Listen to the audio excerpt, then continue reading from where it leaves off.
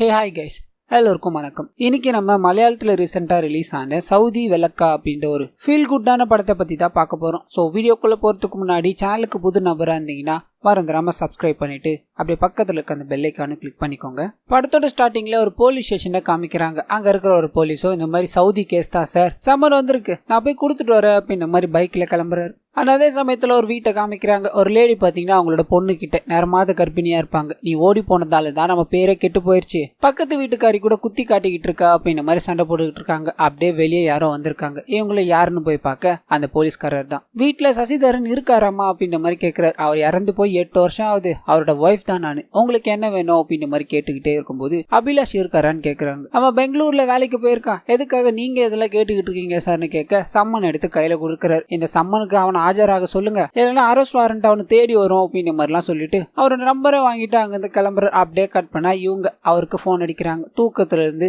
யார் போன் அடிக்கிறா அப்படின்ற மாதிரி எடுத்து பேசுறாரு. இவங்களோட ஃபேமிலி தான் இல்லையா. என்னம்மா எதுக்காக போன் அடிக்கிறீங்கன்னு கேட்க, வீட்டுக்கு உனக்கு ஒரு சம்மன் வந்திருக்கு, நீ மட்டும் ஆஜராகலன்னா உன்னை அரெஸ்ட் பண்ணி கூட்டு போவன்லாம் சொல்றாங்கடா, எல்லாமே அந்த கேஸுக்காக தான் வந்திருக்கு, நீ உடனடியா கிளம்பி வாடா அப்படின்ற மாதிரி சொல்ல இவரும் பெங்களூர்ல இருப்பார். அவரோட ஆபீசருக்கு போன் அடிச்சு இந்த மாதிரி 2 நாள் லீவ் வேணும் சார், போலீஸ் கேஸ் வேற சார், தயவு செஞ்சு கொடுங்கன்னு கெஞ்சி வாங்கிட்டு அப்படியே நைட்டோட நைட்டா கிளம்புறாரு.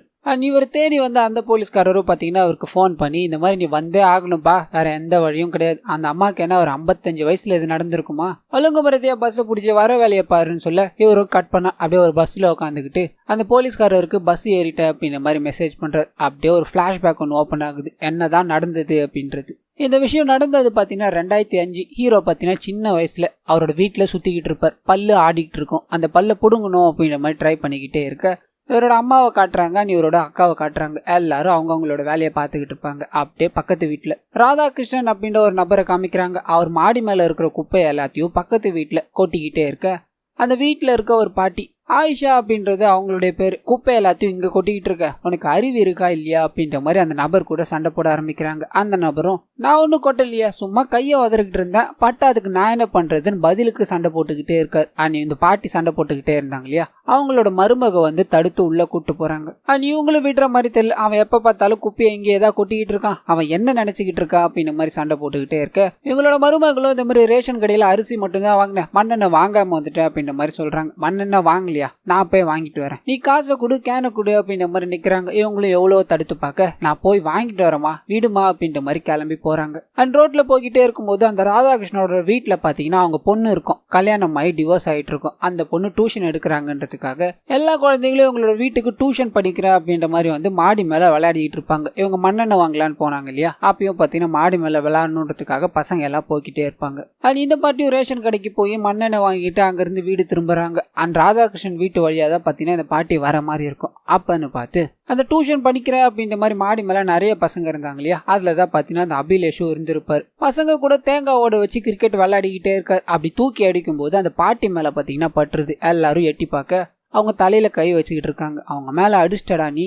அவ்வளவுதான் போச்சு போ அப்படின்ற மாதிரி எல்லாரும் ஓடி போய் ஒளிஞ்சிக்க இந்த பாட்டியும் மேலே ஏறி வந்து எவன்டா அடிச்சதுன்னு கேட்க ஒருத்தரும் நான் இல்ல இவன் தான் அப்படின்ற மாதிரி அபிலேஷா கையை காமிச்சிட்டு ஓடி போயிடுறாங்க. அண்ட் அபிலேஷ் கிட்ட போய் எதுக்காகடா அடிச்ச, அப்படிலாம் பண்ணலாமா அப்படின்ற மாதிரி கேட்டுட்டு பக்கத்துல ஒரு வாழை மட்டை இருக்கும், அந்த பசங்க பேட் ஆடுறதுக்காக வச்சிருப்பாங்க, அதை எடுத்து அந்த பையன் மேல ஒரு அடி அடிக்க பொத்தனு கீழே விழுந்துன்றா அவனுக்கு ஆடிக்கிட்டு இருந்தது அப்படின்ற மாதிரி காமிச்சாங்க இல்லையா. அந்த பல்லு உடஞ்சி கீழே விழுந்து ரத்தம் ஊத்த ஆரம்பிக்குது. அந்த பாட்டியும் என்னடா ஆச்சுன்னு கேட்க இவன் ரத்தத்தோட எழுந்து நிக்கிறான். இவங்களும் அங்கிருந்து பேசாம கிளம்ப அந்த வீட்டுக்காரன் முத கொண்டு அங்க இருக்கிற எல்லாருமே ஓடி வந்து பாக்குறாங்க. ஐயோ பையனை அடிச்சுட்டு அவ போயிட்டான், எவ்வளவு ரத்தம் பாருங்களேன் அப்படின்ற மாதிரி இவனை ஹாஸ்பிட்டல்ல சேர்க்கிறாங்க. அது அப்படியே கட் பண்ண ஹாஸ்பிட்டல்ல காமிக்கிறாங்க. அந்த ராதாகிருஷ்ணனுக்கும் அந்த பாட்டிக்கும் ஏற்கனவே பிரச்சனை இல்லையா, இதுதான் சரியான சமயம்ட்டு அந்த பையனோட அப்பா கிட்ட போய் அவனுக்கு ரொம்ப அடிபட்டிருக்குன்னு நினைக்கிறேன், உன் பிள்ளைய அந்த மாதிரி போட்டு அடிச்சாடா, இவ்வளோ பெரிய தண்ண மாட்டேன், நான் என் கண்ணால பார்த்தேன், அவளை சும்மா விடக்கூடாது, போலீஸ் ஸ்டேஷன் போறது தான் ஒரே வழி அப்படின்ற மாதிரி சொல்ல அபிலேஷோட அப்பாவும் அதெல்லாம் எதுக்குங்க, புலிவால பிடிச்ச கதையா பிரச்சனை ஆகிட்டே தான் போகும், அதெல்லாம் வேணாங்கன்னு சொல்ல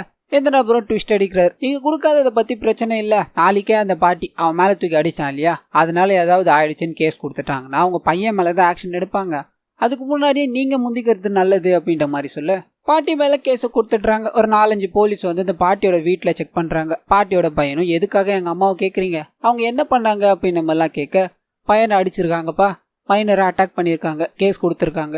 உங்க அம்மாவை நாங்க கூட்டு போறோம் அப்படின்ற மாதிரி அரெஸ்ட் பண்ணி கூட்டு போய்கிட்டே இருக்காங்க. அந்த பாட்டியும் எதுவுமே பேசாம அவங்க கூட போய்கிட்டே இருக்காங்க. தன்னோட அம்மாவை அரெஸ்ட் பண்ணிட்டாங்க இல்லையா. இதனால இவரு என்ன பண்றதுன்னு தெரியாம திக்கு முக்காடி போய் பிரிட்டோ அப்படின்ற அவரோட நண்பரை போய் பாக்குறாரு. அம்மாவை அரெஸ்ட் பண்ணி கூட்டு போயிட்டாங்கடா, எனக்கு என்ன பண்றதுன்னே தெரியலன்னு சொல்ல வண்டி எடுத்துக்கிட்டு கிளம்புற. ஸ்டேஷனுக்கு போய் இந்த மாதிரி அந்த பையனுக்கு எதுவும் இல்லை சார், பொய்யான கேஸை கொடுத்துருக்காங்க, ஏதாவது பார்த்து பண்ணுங்க சார்னு இன்ஸ்பெக்டர் கிட்ட சொல்ல அவர் எதுவுமே கேட்குற மாதிரி தெரியல. ஆனால் இந்த பிரிட்டாவும் பக்கத்தில் இருக்க ஒரு கான்ஸ்டபிள் கிட்ட போய் கேட்க அவரும் இந்த மாதிரி நாளைக்கு கோர்ட்டு லீவு அப்படின்றதுனால அந்த பாட்டியை ஆஜர்படுத்தணும், அவங்களோட வயசு அவங்க ஒரு பொண்ணு அப்படின்றதுனால இன்னைக்கு நைட்டு ஜட்ஜ் கிட்ட போய் அவங்கள ஆஜர்படுத்தணும், அதுக்குள்ள நீங்க ஒரு வக்கீலோட வந்து ஜாமீன் வாங்கி கூட்டு போயிடுங்க, சார் கிட்ட நான் பேசிக்கிறேன், நீங்க போய் முதல்ல வக்கீலை கூட்டு வாங்க அப்படின்ற மாதிரி அனுப்பி விட்டுறாங்க. இப்போ உடனே அவங்க வக்கீலை ரெடி பண்ணி ஆகணும் இல்லையா. இதனால வக்கீலை தேடி அலைய ஆரம்பிக்கிறாங்க. தெரிஞ்ச வக்கீல் யாராவது இருக்காங்களா அப்படின்ற மாதிரி செக் பண்ணும்போது ஒரு நபரை போய் பிடிக்கிறாங்க. 11 மணிக்கு என்னையா வந்து எழுப்பிட்டு இருக்கீங்க, என்ன வேணும்னு கேட்க என்னோட அம்மாவை அரெஸ்ட் பண்ணி கூட்டு போயிட்டாங்க, ஜாமீன் வாங்கணும்ன்றாரு. உடனே வண்டியில் ஏறி உட்காந்துக்கிட்டு இருக்காரு. ஆனா செம்ம லேசியான பர்சன், தூங்கிக்கிட்டே இருக்காரு. என்ன பண்றதுன்னு தெரியாம இவரு தான் கிடைச்சார் இல்லையா, அதனால கூட்டு போய்கிட்டே இருக்க இன்னொரு சைடு இன்ஸ்பெக்டரும் பார்த்தீங்கன்னா ஜட்ஜ் கிட்டே இவங்களை ஆஜர்படுத்தணுன்றதுக்காக அவரோட வீட்டுக்கு போறாங்க. கரெக்டா 11 மணி இருக்கும். வீட்டுக்கு கதவை தட்ட அவரோட ஒய்ஃப் பார்த்தீங்கன்னா வெளியே வராங்க. ஜட்ஜுக்கு பொண்டாட்டிக்கு பிள்ளைங்க அப்படின்னு எதுவுமே கிடையாதா, இங்க வந்துகிட்டு இருக்கீங்க, அவர் இங்க இல்ல, அவர் வீட்டுக்கே வரல, இனிமேல் இங்க வருவானா வரமாட்டான்னு கூட தெரியாது, முதல்ல இங்க இருந்து போங்க அப்படின்ற மாதிரி துரத்தி அடிச்சிடுறாங்க. இவங்க பாட்டியை கூட்டிட்டு வந்திருக்காங்க இல்லையா. இதனால என்ன பண்றது, அவர் வீட்லயே இல்லையா அப்படின்ற மாதிரி யோசிச்சுக்கிட்டே இருக்கும்போது தான் இந்த பிரிட்டோ பார்த்தீங்கன்னா ஜட்ஜோட அசிஸ்டண்ட்டுக்கு ஃபோன் பண்றாரு. அந்த நபரும் இந்த மாதிரி வீட்டில் சண்டை, அதனால அவர் கோச்சிக்கிட்டு இங்க வந்துட்டாருன்னு ஒரு அட்ரஸை கொடுக்க பிரிட்டோ போய் இன்ஸ்பெக்டர் கிட்ட சொல்றாரு. இன்ஸ்பெக்டரும் அங்க இருக்கிற எல்லாரையும் கூப்பிட்டுக்கிட்டு அந்த ஜட்ஜை பார்க்கணும்னு அவர் இருக்கிற இடத்துக்கே போயிடுறாங்க.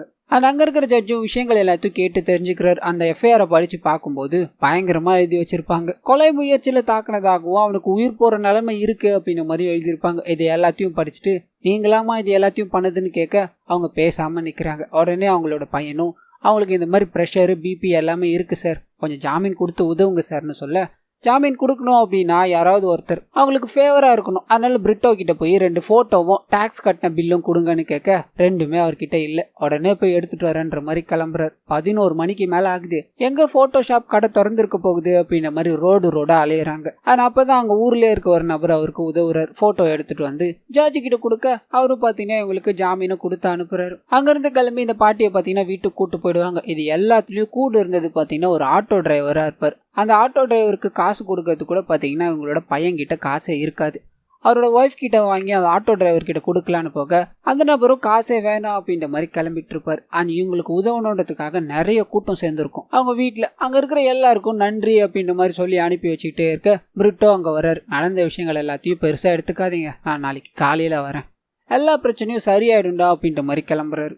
அனுப்பி அப்படியே கட் பண்ணா இதுக்கு அடுத்த நாள் காலையில இந்த பாட்டி இருக்காங்க இல்லையா, அதே மாதிரி சோக முகத்தோடையே ஒரு பன்னு பாக்கெட்டை வாங்கிட்டு ஒரு இடத்துக்கு கிளம்புறாங்க. இன்னொரு சைடு அபிலேஷோட மாமா பாத்தீங்கன்னா அங்க வந்து என்ன குழந்தைக்கு இப்படி ஆயிருக்கு அப்படின்ற மாதிரி செக் பண்ணிக்கிட்டே இருக்க ஃபேமிலி மொத்தமும் அங்க இருக்காங்க. ஆனா அப்பன்னு பார்த்து அந்த பாட்டி கரெக்டா அங்க வராங்க. அந்த பன்னு பாத்தீங்கன்னா இவனுக்காக வாங்கிட்டு வந்திருப்பாங்க. இதை பார்த்து அங்க இருக்கிற இவங்களோட ஃபேமிலி பாத்தீங்கன்னா செம்ம கோபம் ஆயிடுறாங்க. கிளவி ஒழுங்கு மரியாதையா இங்க இருந்து போயிடு, ஒரு நாள் வந்த பிரச்சனையெல்லாம் போதாதா அப்படின்ற மாதிரி கேட்க இந்த பாட்டியும் இந்த மாதிரி நான் அவங்ககிட்ட மன்னிப்பு கேட்டுட்டு இந்த பண்ணை கொடுத்துட்டு போக வந்தப்பான்னு சொல்ல அங்க இருக்கிற யாருமே காது கொடுத்து கேட்கற மாதிரியே இல்லை. பயங்கரமா சண்டை போடுறாங்க. பண்றது எல்லாத்தையும் பண்ணிட்டு பண்ணு கொடுத்தா சரி ஆயிடும்னு நினைக்கிறியா, ஒழுங்கு மரியாதையா போயிடு, இல்லைன்னா உனக்கு தான் பிரச்சனை அப்படின்ற மாதிரி திட்டிக்கிட்டே இருக்க இவங்களோட பையன் பாத்தீங்கன்னா அங்க வந்துடுறாரு. எதுக்குமா உனக்கு இந்த வேலை, என்னோட அம்மா தான் சார் அவங்க, நான் அவங்கள கூட்டு போயிடுறேன் அப்படின்ற மாதிரி சொல்ல அபிலேஷோட மாமாவும் கையை வைக்கிறார் இவர் மேல. தட்டி கேட்கணும்னு வந்த பிரிட்டோக்கும் இவருக்கும் பாத்தீங்கன்னா பயங்கர சண்டை ஆயிடுது. என் மேலேயே கையை வச்சுட்டியாடா அப்படின்ற மாதிரி மாத்தி மாத்தி அடிச்சுக்கிட்டே இருக்க அங்க இருக்கிற எல்லாரும் தடுத்து விட ட்ரை பண்ணிக்கிட்டு இருக்காங்க. இதோட உச்சகட்டமா பிரிட்டோ மேல பாத்தீங்கன்னா அபிலேஷால எழுந்து போக முடியல அப்படின்ற மாதிரி யூரினை கலெக்ட் பண்ணி வச்சிருப்பாங்க. அதை எடுத்து ஊத்திட்டுறாரு. எல்லாரும் முன்னாடியும் அசிங்கமா போயிடுது. ஆனா அந்த பாட்டியும் பாத்தீங்கன்னா திருப்பி வீட்டுக்கு கூட்டு வந்துட்டாங்க. வீட்டுக்கு வந்தது அவரோட பையனும் பாத்தீங்கன்னா எதுக்குமா உனக்கு இந்த வேலை, நான் நைட்ல இருந்து தூங்கவே கிடையாது, எதுக்காக நீ அங்க போன, உனக்கு ஏதாவது இருக்கா இல்லையாமா அப்படின்ற மாதிரி திட்டிட்டு கிளம்பிடுறாரு. இந்த பாட்டி அப்படியே அமைதியா உட்காந்துக்கிட்டு இருக்காங்க. அந்த பாட்டி அப்படியே அமைதியா உட்காந்துக்கிட்டு இருக்காங்க. அப்படியே கட் பண்ணி இதுக்கு அடுத்த நாள் காமிக்கிறாங்க. அந்த ராதாகிருஷ்ணனோட வீட்டுக்கு பாத்தீங்கன்னா போலீஸ் எல்லாரும் வந்து அங்க இருக்கிற எல்லா பொருட்களையும் கலெக்ட் பண்ணணும் அப்படின்ற மாதிரி ட்ரை பண்ணிட்டு இருப்பாங்க. அங்க ரத்தத்தை முதற்கொண்டு அங்க இருக்கிற கல் எல்லாத்தையும் எடுத்துட்டுறாங்க. ஆனா அங்க பயன்படுத்தப்பட்ட தென்னை மரத்தால யூஸ் பண்ண பேட்டை மட்டும் காணும். அது எங்க போச்சு அப்படின்ற மாதிரி தேடிக்கிட்டே இருக்கும் போது தான் இவங்க வேற ஒன்று ரெடி பண்ணிக்கலான்ட்டு இவங்களே அருவாலை வச்சு வெட்டி ரெடி பண்ணிக்கிறாங்க. ஆனா அது உண்மையில எங்க போயிருக்கும்னு பாத்தீங்கன்னா ராதாகிருஷ்ணனோட ஒரு பொண்ணு இருந்தாங்க அப்படின்ற மாதிரி சொல்லியிருந்தா இல்லையா, அவங்களுக்கு பார்த்தீங்கன்னா இந்த பாட்டி மேலேயும் அந்த குடும்பத்து மேலேயும் கொஞ்சம் அக்கறை இருக்கும். அதனால அந்த மட்டையை பார்த்தீங்கன்னா அவங்க அடுப்பில் வச்சுட்டு இருப்பாங்க. ஆனால் இவங்களுக்கு வேற ஒன்று கிடைச்சிருச்சு இல்லையா, எடுத்துக்கிட்டு போயிடுறாங்க. ஆனால் அப்படியே கட் பண்ணால் அன்னைக்கு நைட்டு தன்னோட அம்மாவை பயங்கரமாக திட்டோமே அப்படின்றதுக்காக அந்த பாட்டியோட பையனும் பார்த்தீங்கன்னா கால் எல்லாத்தையும் அமுக்கி விட்டுட்டு, நான் அப்படி பேசுனதுக்கு மன்னிச்சிருங்கம்மா, என் மேலே கோவமாக இருக்கீங்களான்னு கேட்க அவங்களும் அதெல்லாம் இல்லைடா, இப்போ உன்னோட வேலையை பாரு, நான் அமைதியாக படுத்து தூங்குறாங்க. அப்படியே கட் பண்ணி பிரசன்ட்ல பெங்களூர்லேருந்து கேரளாவுக்கு வந்துருப்பார். இவரோட ஏரியா தான் பார்த்தீங்கன்னா சவுதி அப்படின்றது. வந்த உடனே அவரோட பிரிட்டோ அங்கிளை போய் பார்க்குறாரு. இவ்வளோ நாள் வரலையும் கேஸு போனதே தப்பு அங்கிள், எப்படியாவது இந்த கேஸை நம்ம செட்டில்மெண்ட் பண்ணி முடிச்சிடலாமான்னு கேட்க அந்த நபரும் இதுக்கெல்லாம் வாய்ப்பே இல்லைடா, நீ கோர்ட்டுக்கு வந்து தான்டா ஆகணும் அப்படின்ற மாதிரி தீர்த்து சொல்லிட்டுறாரு. இப்போ அப்படியே கட் பண்ணா 2007 2005 தான் இந்த சம்பவம் நடந்தது இல்லையா. ஜாமீன் வாங்கின்னு வந்துட்டு இருப்பாங்க. 2007 ஜாமீன் கேன்சல் ஆயிடுச்சு. அவங்க மேல தொடுக்கப்பட்ட வழக்கு மறுபடியும் கோர்ட்டுக்கு வரப்போகுது அப்படின்ற மாதிரி பிரிட்டோ வந்து சொல்றாரு. இதை கேட்ட அந்த பாட்டியோட பையனும் மறுபடியும் ஜாமீனுக்காக ரெடி பண்ணணும்ன்ற மாதிரி கிளம்ப வீட்டில் இவருக்கும் இவரோட மனைவிக்கும் பார்த்தீங்கன்னா சண்டை வரும். இது நாள் வரலையும் நீங்கள் என்ன சேர்த்து வச்சிருக்கீங்க, ஒரு குழந்தை கூட கிடையாது, இப்படி எல்லாத்தையும் இழந்துட்டு நிற்கிறோம், இப்போ அந்த கேஸை நடத்த போறன்னு வேற வந்து நிற்கிறீங்க, நீங்கள் என்னதான் நினச்சிக்கிட்டு இருக்கீங்க அப்படின்ற மாதிரி சத்தம் போட்டுக்கிட்டே இருக்க இந்த விஷயத்த அந்த பாட்டி கேட்குறாங்க. அடுத்த நாளே தன்னோட பையனை கூப்பிட்டுக்கிட்டு ஆட்டோவில் போகிறாங்க. கொஞ்சம் தூரம் போனதுக்கு அப்புறமா, என்னை எங்கேயாவது கொண்டு போய் விட்டு வந்துட போறியா என்ன, நீ இங்கேயே நிறுத்துறா, நான் இங்கேயே இறங்கிக்கிறேன் அப்படின்ற மாதிரி ஒரு இடத்துல இறங்கிக்கிட்டு, நீ உன்னோட வீட்டுக்கு போ, இனிமேல் நான் அங்கே வரல, என் கேஸையும் நானே பார்த்துக்கிறேன், உனக்கு அன்பு செலுத்த மட்டும் தான்டா தெரியும், அது மட்டும்தான் தெரியும் அப்படின்ற மாதிரி அங்கிருந்து கிளம்பி ஒருத்தர்கிட்ட போய் உதவி கேட்டு ஒரு வீட்டை வாடகைக்கு எடுத்து அங்கே தங்கணும் அப்படின்ற மாதிரி முடிவு பண்ணிட்டுறாங்க. ஆனால் இதுக்கு இவங்களோட பையன் பார்த்தீங்கன்னா ஒத்துக்க மாட்டார். நம்ம வீட்டுக்கே போயிடலாமா, வாங்கம்மா நீங்க அப்படின்ற மாதிரி கொட்டுற மழையில கொடையை பிடிச்சி நின்றுகிட்டே இருக்க இவங்க வர மாதிரி தெரியல. நான் இங்கேயே இருந்துக்கிறேன்ப்பா, மழையில நினையாத, வீட்டில் அவ தனியா இருக்கா, நீ வீட்டுக்கு போப்பா அப்படின்ற மாதிரி அனுப்பி வச்சிட்றாங்க. இந்த பாட்டி அவங்களோட குடும்பத்தை விட்டுட்டு போயிட்டாங்க இல்லையா. ஆனால் அது மட்டும் இல்லாமல் நானே கேஸை பார்த்துக்கிறேன்னு வேற சொல்லிட்டாங்க. இந்த விஷயத்த எல்லாத்தையும் ஒரு போய் பிரிட்டோ கிட்ட சொல்ல அவர் செம்ம கோபமாயிட்டுறாரு.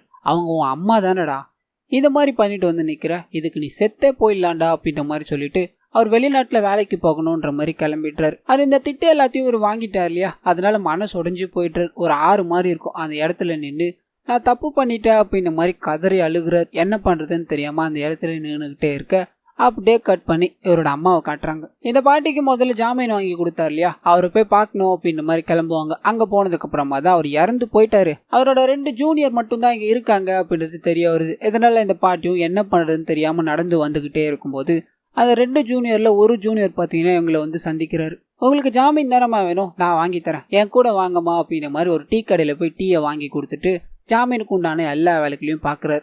அதுக்கு 2 பேர் சாட்சியாக வேணும், அந்த 2 பேரையும் நானே ரெடி பண்ணுறேம்மான்ட்டு 2 பேருக்கு ஃபோன் அடித்து 3000 ரூபாய்க்கு பேசி முடிக்கிறார். ஆனால் இவர் இந்த பாட்டிக்கிட்ட 5000 ரூபாய் செலவாகும், என்னோட பீஸ் 5000 ரூபாய், அப்படி இப்படின்னு கூட்டி கழிச்சா நீங்கள் ஒரு 13500 ரூபாய் கொடுக்க வேண்டி இருக்குமா அப்படின்ற மாதிரிலாம் சொல்ல இவங்க கிட்ட காசே இல்லை. என்கிட்ட காசே இல்லைப்பா, வீட்டுக்கு போக தான் இருக்கு அப்படின்ற மாதிரி சொல்கிறாங்க. எந்த நபரும் காசு இல்லையா, என்னம்மா சொல்கிறீங்க, வேற ஏதாவது வழி இருக்கான்னு கேட்க அவங்க கிட்ட இருக்கிற நகையை எல்லாத்தையும் வச்சு ஒரு 11500 ரூபாய் ரெடி பண்ணி அந்த நபர்கிட்ட கொடுக்குறாங்க.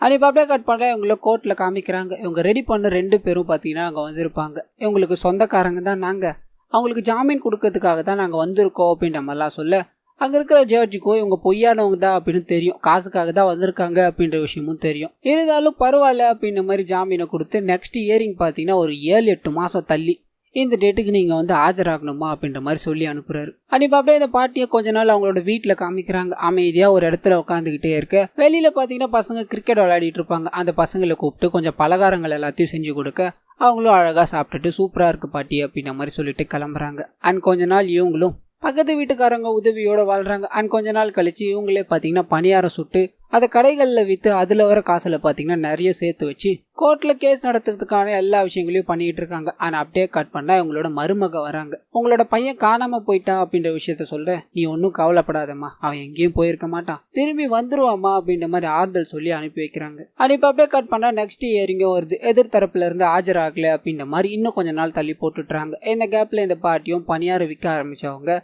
நிறைய பேர் உதவியோட அந்த இடத்த பார்த்தீங்கன்னா பெருசாக்கிட்டுறாங்க. யார் துணையும் இல்லாமல் தனியாகவே வாழ ஆரம்பிக்கிறாங்க. அண்ட் சில வருஷங்கள் அப்படியே ஓட ஆரம்பிக்குது. கோர்ட்டுக்கு மறுபடியும் கேஸ் வந்தாலும் ஜட்ஜி வேற ஆள் வந்துட்டாங்க அப்படின்ற மாதிரி தள்ளி போகுது. அதே சமயத்தில் அபிலேஷோட அப்பாவும் பார்த்தீங்கன்னா இறந்து போயிட்டு இருப்பாரு. இதனால ஹீரோவோட தரப்புல இருந்து பாத்தீங்கன்னா யாருமே ஆஜராக மாட்டாங்க. இந்த பாட்டி மட்டும் கோர்ட்டுக்கும் வீட்டுக்கும் நடக்கிறதுமா இருக்க அப்படியே நிறைய வருஷங்கள் ஓட ஆரம்பிக்குது. 2007 ஆரம்பிச்ச கேஸ் 2013 வரலையும் வருது. அப்பதான் பாத்தீங்கன்னா பிரிட்டோ ஊர்ல இருந்து வருவாரு. நடந்த விஷயங்கள் எல்லாத்தையும் கேட்டு அவங்களுக்கு ஆறுதல் சொல்லிட்டு, உங்க பையன் இங்க இருந்து போயிட்டான்ல, எதுக்குமா திரும்பியே வரலன்னு கேட்க, யாருக்குப்பா தெரியும், ஒரு நல்ல இடத்துக்கு போயிட்டான் போல, அதனாலதான் அவனால திரும்பி வர முடியல அப்படின்ற மாதிரி சொல்றாங்க. அது இந்த நபரும் அங்கிருந்து கிளம்பிட்டுறாரு. ஏதாவது உதவி அப்படின்னா எனக்கு தயங்காம கூப்பிடுங்கன்ற மாதிரி. அது இப்ப அப்படியே அடுத்த ஏரிங்ல காட்டுறாங்க. இந்த ஏரிங்லயாச்சும் அவங்க சைட்ல இருந்து யாராவது ஆஜராவாங்க அப்படின்ற மாதிரி காத்துக்கிட்டு இருக்க, அன்னைக்குன்னு பார்த்து கோர்ட்ல ஒரு சின்ன பிரச்சனை ஏற்பட்டதால மறுபடியும் நெக்ஸ்ட் ஏரிங்ல வாங்க அப்படின்ற மாதிரி அனுப்பி விட்டுறாங்க. நாட்கள் போக ஆரம்பிக்குது. மறுபடியும் போய் நின்னா யாரும் ஆஜராகிற மாதிரி தெரியல.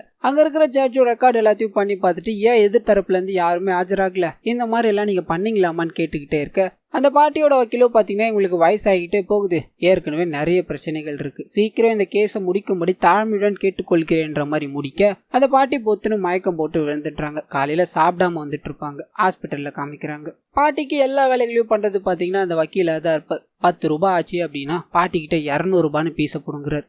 இப்பயும் பார்த்தீங்கன்னா 200 ரூபாய்க்கு ஒரு டேப்லெட்டை வாங்கிட்டு 2000 ரூபாய் ஆச்சுமா, காசை கொடுக்குறீங்களான்னு கேட்க, இந்த பாட்டியும் என்கிட்ட வேற காசு இல்லப்பா, 200 ரூபாய் தான் இருக்கு, மிச்சத்தை நான் அப்புறம் தரேன்னு சொல்ல, பரவாயில்லம்மா நீங்க மொத்தமா கொடுங்க அப்படின்ற மாதிரி பாட்டிக்கு எல்லா வேலைகளையும் செய்யறாரு. அன்னைக்கு அப்படியே கட் பண்ணி கொஞ்ச நாள் கழிச்சு மறுபடியும் கோர்ட்ல காமிக்கிறாங்க. இந்த கேஸை வேற ஒரு பிரான்ச்சுக்கு மாத்திட்டாங்க, இது ஹியரிங் வர்றதுக்கே 6 இல்ல 8 மாசம் ஆகும் அப்படின்ற மாதிரி சொல்ல, இந்த நபரும் பாட்டி கிட்ட வர்றாரு. நான் டிசம்பர்லயே ஹியரிங் எடுத்துட்டு வர ட்ரை பண்றேமா, அதுக்கு ஒரு 2000 ரூபாய் செலவாகுன்னு சொல்ல 2000 ரூபாய் கொடுத்து அனுப்புறாங்க. டிசம்பர்ல இந்த கேஸ் ஹியரிங் வரும் அப்படின்ற மாதிரி சொல்லி அனுப்புறாங்க. ஆனா அதே சமயத்துல இவங்களோட பையன் காணாம போயிட்டாரு இல்லையா, அவர் திரும்பி வர மாதிரி தெரியல. இதனால இவங்களோட மருமகளுக்கு பாத்தீங்கன்னா வேற ஒரு கல்யாணம் பண்ணணும் அப்படின்ற மாதிரி முடிவு பண்ணி, பிரிட்டோவும் அந்த பொண்ணோட அப்பாவும் பாத்தீங்கன்னா காணாம போனவங்களுக்கு டெத் சர்டிபிகேட் வேணும், அது இருந்தாதான் எங்களுக்கு இதுக்கு மேல ஏதாவது பண்ண முடியும்னு கேட்க, இந்த விஷயத்த தெரிந்த அந்த லேடியும் பார்த்தீங்கன்னா என்னோட வாழ்க்கை இதோடவே போகட்டும், யாரும் தலையிட வேணாம் அப்படின்ற மாதிரி கோவமா போயிட்டுறாங்க. இப்ப அப்படியே கட் பண்ணி 2015 காமிக்கிறாங்க. இன்னும் வரலையும் இந்த கேஸ் பெண்டிங்ல இருக்கு. இத்தனை வருஷமா என்னையா பண்ணிக்கிட்டு இருந்தீங்க, எதிர்த்தரப்புல இருந்து யாருமே ஆஜராகல, எதனால இந்த கேஸ் இவ்வளவு பெண்டிங்ல இருக்கு அப்படின்ற மாதிரி புதுசா வந்த ஜட்ஜும் அங்க இருக்கிற எல்லாரும் கேள்வி எழுப்ப, யாரும் எதுவும் பதில் சொல்ற மாதிரி தெரியல. ஆனா அந்த பாட்டியும் பார்த்துட்டு 6 மாசத்துக்குள்ள முடிச்சாக்கணும், எதிர்த்தரப்புல இருந்து எல்லாரும் இங்க ஆஜராகணும், அப்படி முடிக்கல அப்படின்னா சிவியரான ஆக்ஷன் எடுக்கப்படும் அப்படின்ற மாதிரி ரூல போட, அப்பதான் பாத்தீங்கன்னா இந்த விஷயம் இவங்களோட வீட்டுக்கு வந்து சேர்ந்திருக்கும். அதுவும் மூலயமா அபிலேஷ்க்கு போயிருக்கும். ஊருக்கு வந்து அபிலேஷும் இத்தனை வருஷமா அந்த பாட்டி போராடிட்டாங்க, அவங்க ஜெயிச்சாதான் நல்லா இருக்கும், அவங்க ஜெயிக்கட்டும் அப்படின்ற மாதிரி இவங்களுக்கு சாட்சியா இருக்கிறாங்க இல்லையா, அவங்க எல்லாரையும் தேடி அலைய ஆரம்பிக்கிற, நீங்க போய் சாட்சி சொல்லணும், அந்த பாட்டி ஜெயிக்கணும் அப்படின்றதுக்காக. முதல்ல இந்த கேஸை எஃப்ஐஆர் போட்டார் இல்லையா, அவர்கிட்ட ஃபோன் பண்ணி இந்த மாதிரி நீங்க மாத்தி சொல்லணும் சார், எஃப்ஐஆர்ல இருக்கிறத சொல்லக்கூடாதுன்னு சொல்ல, அவர் இது என்னோட சர்வீஸ்க்கே ஒரு பெரிய பிரச்சனையா தெரியும், அப்ப நான் ஒழுங்கா வேலை பண்ணலையான்னு நினைச்சுப்பாங்க, என்னால முடியாதுப்பா அப்படின்ற மாதிரி போனை கட் பண்ணிட்டுறாரு. இவர் இல்லைனா என்ன, இன்னும் சில பேர் இருக்காங்களே அப்படின்ற மாதிரி ட்ரை பண்றாரு. அப்பதான் ஒரு பொண்ணோட ஞாபகம் வருது. இவர் அடி வாங்கும் போது பக்கத்துல பாத்தீங்கன்னா அந்த பொண்ணு இருந்திருக்கும். அந்த பொண்ணை இவர் லவ் பண்ணி அதுக்கப்புறம் பிரிஞ்சு போய் நிறைய விஷயங்கள்லாம் ஏற்பட்டிருக்கும். அந்த பொண்ணு கிட்ட போன் அடிக்கிறார். அவங்க கிட்ட ஒரு முக்கியமான விஷயம் பேசணும்னு சொல்ல, அவங்களும் நமக்குள்ள முடிஞ்சது தான், எனக்கு இப்ப கல்யாணம் ஆகி நான் ஒரு டீசென்டான ஃபேமிலியில இருக்கேன், என்ன எதுவும் கேட்காது அப்படின்ற மாதிரி சொல்றாங்க. இவருக்கு ஒன்னும் புரியல. நான் சொல்றத முதல்ல கேளு, அந்த பாட்டியோட கேஸ் நாளைக்கு ஹியரிங்க்கு வருது, நீ தான் 5வது சாட்சியா இருக்க, நாளைக்கு வந்து பொய்யான ஸ்டேட்மெண்ட் கொடு, அப்படி இல்லைன்னு வையா நாளைக்கு உன்னையும் அரெஸ்ட் பண்ணி கூட்டு போவாங்க அப்படின்ற மாதிரி சொல்ல, அவங்க என்ன பண்றதுன்னு தெரியாம முழிக்கிறாங்க. அது இப்ப இதுக்கு மெயின் காரணமா அந்த ராதாகிருஷ்ணன் இருக்கார் இல்லையா, அவரோட வீட்டுக்கு போறாங்க. அங்க இருக்கிற அவரோட டீச்சர் கிட்ட போய் இந்த மாதிரி ராதாகிருஷ்ணன் சாரை பார்க்கணும், அவர் பொய்யான ஸ்டேட்மெண்ட் கொடுத்தாதான் அந்த பாட்டி இந்த கேஸ்ல ஜெயிக்க முடியும் அப்படின்ற மாதிரி சொல்ல அவரை காமிக்கிறாங்க. 2 வருஷமா படுத்த படுக்கையா இருக்காரு, அவருக்கு சுயநினைவே இல்லை அப்படின்ற மாதிரி சொல்ல, இவங்களும் எதுவும் பேசாம அங்கிருந்து கிளம்பிடுறாங்க. அப்படியே கட் பண்ணா இதுக்கு அடுத்த நாள் கோர்ட்ல காமிக்கிறாங்க. அந்த பாட்டியும் இத்தனை வருஷம் ஆயும் கேஸ் முடியலையே அப்படின்ற மாதிரி வந்து உட்காந்துக்கிட்டு இருக்காங்க. அண்ட் இந்த சைடு ஒருத்தரா கூப்பிட ஆரம்பிக்கிறாங்க. இதுல முதல் நாள் ஹீரோட அப்பா, அவர் இறந்து போயிட்டார் இல்லையா, டெத் சர்டிபிகேட் காமிக்கிறாங்க. அண்ட் 2வதா பாத்தீங்கன்னா ஹீரோவை கூப்பிடுறாங்க. அவங்க உன்னை தாக்குனது எல்லாமே உண்மையா, உன் பல்லு உடஞ்சி போச்சு, அதுக்கெல்லாம் நீ என்ன சொல்றன்னு கேட்க, இவரும் பாத்தீங்கன்னா இதுக்கு முன்னாடியே எனக்கு பல்லு ஆடிட்டு இருந்தது, அவங்க அடிக்கும் போது கீழே விழுந்தது, அது மட்டும் இல்லாம அப்ப நான் சின்ன பையன்றதுனால எதுவுமே எனக்கு ஞாபகம் இல்ல, என்னோட அப்பாவும் அந்த ராதாகிருஷ்ணன் சாரும் பேசிதான் இந்த கேஸையே கொடுத்தாங்க அப்படின்ற மாதிரி விஷயங்கள் எல்லாத்தையும் சொல்லிட்டு அந்த பாட்டியை விடுதலை பண்ணுங்க, அவங்க ரொம்ப பாவம் அப்படின்ற மாதிரி கேட்கிறாரு. அங்க இருக்கிற ஜட்ஜோ, இவ்வளவு நாள் எங்கப்பா போயிருந்தா, இப்ப வந்து சொல்ற அவங்களை விடுதலை பண்ணணுமா இல்லையா அப்படின்றத நாங்க சொல்லணும், இவன் வேலையை மட்டும் பாரு அப்படின்ற மாதிரி அவர் இறக்கிட்டு அடுத்த ஆளு கூண்டுல ஏத்துறாங்க. இவரும் பாத்தீங்கன்னா அது ரொம்ப வருஷத்துக்கு முன்னாடி நடந்தது, எனக்கு அவ்வளவா ஞாபகம் இல்லை அப்படின்ற மாதிரி ஒதுங்கிக்கிறார். ஆனா அடுத்ததா பாத்தீங்கன்னா ஹீரோ பேசி வச்ச அந்த பொண்ணு, அவங்களும் வந்து இந்த மாதிரி சின்ன வயசுல நடந்தது, எனக்கு அவ்வளவா ஞாபகமே இல்லை, உண்மையை சொல்ல போனா எனக்கு எதுவுமே ஞாபகம் இல்லை அப்படின்ற மாதிரி பேசி மழுப்பி அவங்களும் இறங்கிட்டுறாங்க. அண்ட் கவர்மெண்ட் தரப்புல ஆஜரான வக்கீலும் பார்த்தீங்கன்னா ஸ்டேட்மெண்ட்ல இருந்து எல்லாமே மாத்தி பேசிக்கிட்டு இருக்காங்க. அடுத்த நபரை கூப்பிடுங்க அப்படின்ற மாதிரி போலீஸை கேட்க அவரு நடந்த விஷயங்கள் எல்லாத்தையும் சொல்றாரு. இது எல்லாத்தையும் கேட்டு தெரிஞ்சுக்கிட்டு அந்த ஜட்ஜும் பாத்தீங்கன்னா டீடைல்ஸ் எல்லாத்தையும் எழுதிக்கிட்டே இருக்கும்போது அங்க இருக்கிற பாட்டி பாத்தீங்கன்னா எழுந்து ஜட்ஜ் முன்னாடி வராங்க. நான் உண்மையிலே அந்த பையனை அடிச்சேன். மட்டையால அடிக்கும் போது அவனோட பல்லு உடைஞ்சி பல்லுல இருந்து ரத்தம் வர ஆரம்பிச்சது. இது எல்லாமே என்னோட தப்பு தான். இதுக்கு கோர்ட்டு எந்த தண்டனை கொடுத்தாலும் நான் ஏத்துக்கிறேன். எனக்கு ஒன்னே ஒன்று மட்டும் பண்ணா போதும், அந்த பையன் கிட்ட நான் மன்னிப்பு கேட்கணும், அதுக்கு மட்டும் நீங்க பர்மிஷன் கொடுக்கணும் அப்படின்ற மாதிரிலாம் சொல்ல அங்க இருக்கிற எல்லாரும் அமைதியாயிட்டாங்க. அபிலேஷும் என்ன பேசுறதுன்னு புரியாம அந்த பாட்டியை பார்த்துக்கிட்டே இருக்கான். ஆனா அந்த பாட்டியோட வக்கீலும் பாத்தீங்கன்னா பாட்டி என்னதான் அடிச்சதாவே இருந்தாலும் அந்த பையனே வாக்குமூலம் கொடுத்துருக்கா, இந்த மாதிரி என் பல்லு ஆடிட்டு இருந்தது, அதனாலதான் விழுந்ததுன்னு. இதனால அந்த பாட்டியோட வயசை கருத்தில் கொண்டும் அவங்களோட நிலைமையை கருத்தில் கொண்டும் குறைந்தபட்ச தண்டனை இங்க கொடுக்கணும் அப்படின்ற மாதிரி முடிக்கிறார். ஆனா அங்க இருக்கிற ஜட்ஜும் பாத்தீங்கன்னா அவங்க உண்மையை ஒப்புக்கொண்டதால ஒரு நாள் சிறை தண்டனையும் 5000 ரூபாய் அபராதமும் விதிக்கிற அப்படின்ற மாதிரி சொல்ல அந்த பாட்டி கிட்ட பாத்தீங்கன்னா வீட்டுக்கு போக காசும் வக்கீலுக்கு 1000 ரூபாய் அது மட்டும்தான் இருக்கும், வேற எதுவும் இல்லை அப்படின்ற மாதிரி சொல்ல அங்க இருக்கிற ஜட்ஜும் காசை கட்டியே ஆகணுமேமா, யார் கட்ட போறான்னு கேட்க ஹீரோ கையை தூக்குறாரு. நான் அந்த காசை கட்டுறேன்னு சொல்ல காசை கட்டிட்டு அந்த பாட்டி கிட்ட தனியா ஒரு நிமிஷம் உட்காந்து பேச ஆரம்பிக்கிறார். நான் உங்களுக்கு டீயும் ஒரு பன்னும் வாங்கி தருவான்னு கேட்க அந்த பாட்டியும் சரின்னு தலையாட்டுறாங்க. அதை வாங்கி கொடுக்குறாரு. அப்படி சாப்பிட்டுக்கிட்டே இருக்கும்போது பாத்தீங்கன்னா சில விஷயங்களை சொல்லுவாங்க. நான் அன்னைக்கு பண்ணது தப்புதான், அதுக்கு நான் மன்னிப்பு கேட்கணும்னு உங்ககிட்ட நிறைய முறை வந்தேன்ப்பா, எதுவுமே முடியல.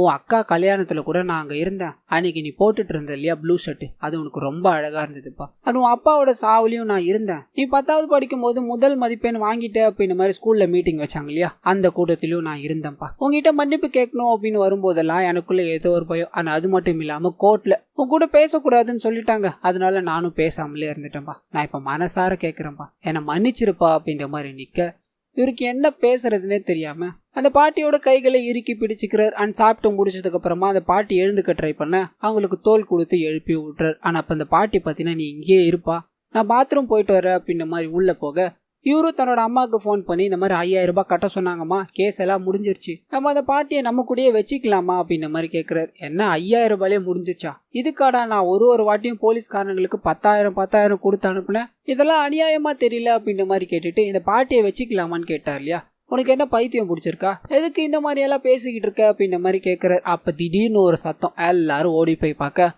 அந்த பாட்டி பாத்தீங்கன்னா பாத்ரூம்ல வலிக்கு விழுந்துட்டு இருப்பாங்க. இவருக்கு என்ன பேசுதுன்னு தெரியாம சோகத்துல அப்படியே நிக்கிறாரு. ஆம்புலன்ஸ் வர வச்சு ஆம்புலன்ஸ்ல கொண்டு போறாங்க. அப்படியே கட் பண்ணா அந்த பாட்டிக்கு ஹாஸ்பிட்டல்ல டீ எடுத்துட்டு போயிட்டு இருப்பார். அண்ட் இவரோட ஃபேமிலி மொத்தமும் பாத்தீங்கன்னா அந்த பாட்டியை பார்க்கணும் தான் இருப்பாங்க. பன்னு சாப்பிட்றீங்களாமான்னு ஹீரோட அம்மாவும் பிச்சு அந்த பாட்டிக்கு கொடுத்துக்கிட்டே இருக்க அந்த பாட்டியும் நல்லா இருக்குமா அப்படின்ற மாதிரி அவங்கள பார்த்துக்கிட்டே சிரிச்சுக்கிட்டே சாப்பிடுறாங்க. இத்தனை வருஷமா இல்லாத சிரிப்பு இப்போ அவங்களோட முகத்துல. அண்ட் இவங்க கூடயே கூட்டு போகணும் அப்படின்ற மாதிரி முடிவு பண்ணிட்டு இருப்பாங்க. பிரிட்டோ வெளியே நின்றுகிட்டு இருப்பார். ஹீரோவா அவர்கிட்ட போய் நிக்க வாழ்க்கைன்னா அவ்வளவுதான் நினைச்சல, ஆனா அது அப்படி இல்லடா, மனுஷனோட வாழ்க்கைன்றது அதுக்கும் மேலடா, இது உனக்கு புரிஞ்சிருக்கும்னு நினைக்கிறேன்னு சொல்ல ஹீரோவா அவரை பார்த்து சிரிக்கிறார். அண்ட் இதோடவே பாத்தீங்கன்னா இந்த படத்தை அழகா முடிக்கிறாங்க.